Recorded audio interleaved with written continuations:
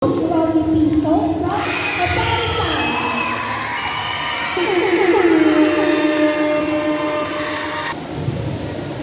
Ang Batang Pulubi.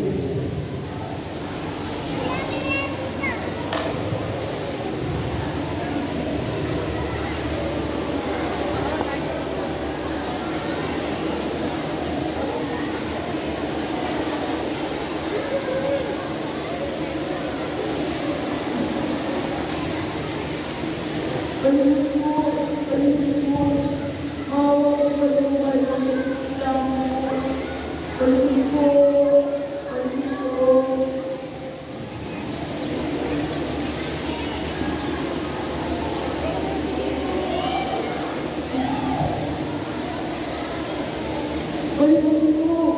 Palinis mo, maawa ko kayo. At ang araw ko hindi na makakain.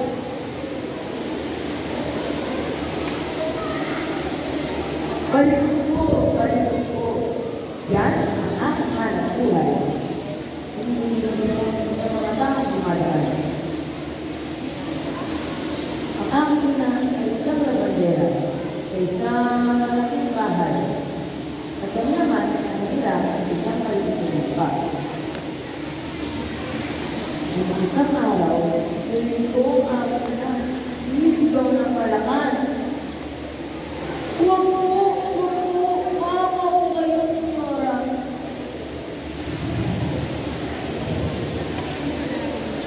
Guardia! Ilabas mo ang babae ko sa pamamahay ko ngayon din!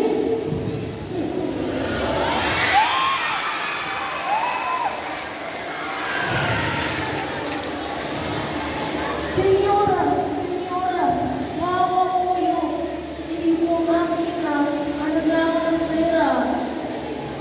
Ngunit pinakawalan pa rin ang senyora ang kanyang pag-asa.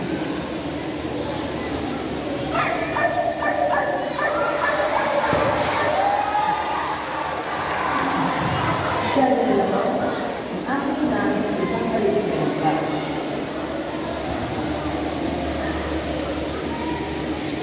Diyan ka muna, hinay ha. Kukuha lang po ako ng tulong ng buwan mo. Diyan ka lang po ha.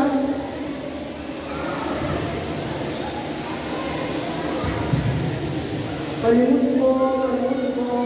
Maawa mo kayo sa akin, kahit magtutulong lang ako. Palimus mo, baka naman po, kahit iwala lang ako, maawa mo kayo sa akin. Kung walang sino man na sino, at nabigay ng tulong sa kanya. Pag-uwi sa aming bahay. Ina, nakauwi na po ako. Nasaan po kayo, inay? Inay? Hello? Inay?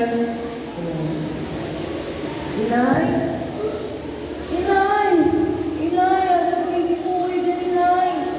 Inay, huwag naman po kayo nagbibiro ng ganyan, inay. Inay, huwag niyo po akong iwan, inay. Inay!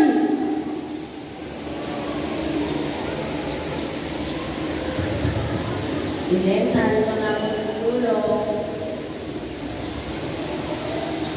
Ano po po ginagawa niyo dito? Wala na po si inay. Ano po po sinilan sa akin? Lumansok po kayo dito. Layas!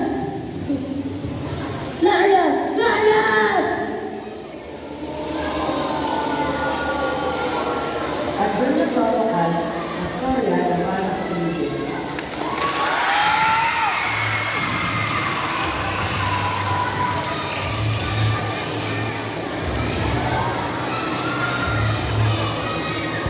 A little longer than a few minutes later.